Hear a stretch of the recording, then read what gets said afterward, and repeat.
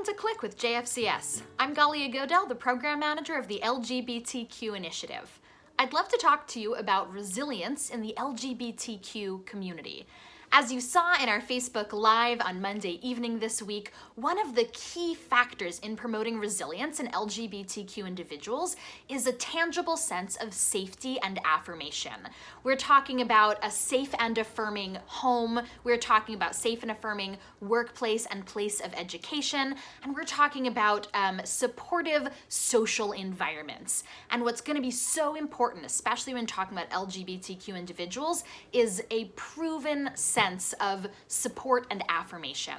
So what does that look like? That would look like someone who is transgender, living in a home, if they're living with their parents, living with parents who affirm their gender, who use the correct pronouns, who allow them to present in a gender-affirming manner. If it is someone who's living in a dorm, are they living in a dorm that is the correct gender for them? Are they living somewhere where they feel safe using the bathroom that matches their gender? If we're talking about someone who is gay or bisexual or lesbian and who is dating someone who's a same gender partner, that part of that safety and affirmation is going to involve feeling comfortable and safe bringing home a same gender partner or a partner of a gender that the people that they're living with might not expect or feel comfortable, that they will become comfortable, that they will be affirming in that situation.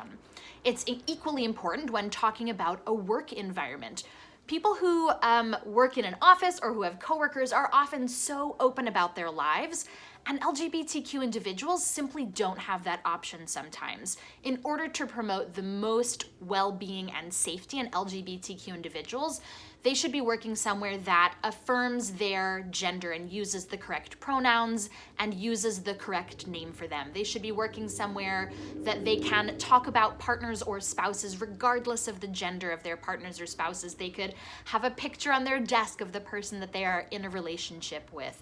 It also means being backed up by management where they are working. So if someone is working in retail and is misgendered or treated in a bigoted way by a customer or a client, will the management and supervisors in their job back them up and provide them an affirming response? Does the human resources department in their organization really have their back? And that's something that's so important in academia as well. There are unfortunately so many cases of school administration and faculty and staff misgendering trans students and not providing trans competent education for them.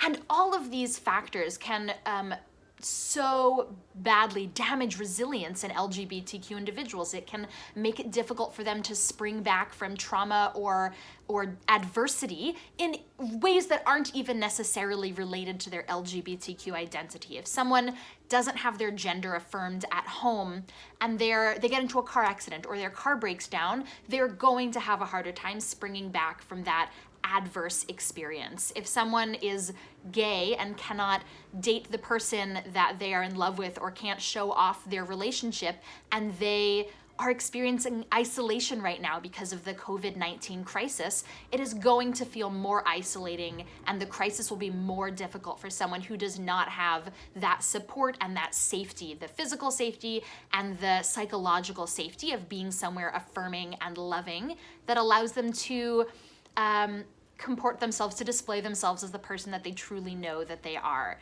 So if you are watching this and you know someone who is LGBTQ, reach out to them, see if they feel safe and affirmed where they are living right now. If you are someone who identifies as LGBTQ and you are looking to deal with stress in better ways, to respond to trauma and adversity in healthier and more resilient manners, one of the first things you can do is look at your living situation. Reach out for some help. See if you are living somewhere affirming, if you need to move, if you need to provide supports to your family or roommates so they can really understand the person that you are. Talk to HR at your job if you need support from your management. Do what you can to make sure that you are being affirmed and accepted and understood in the places where you spend time.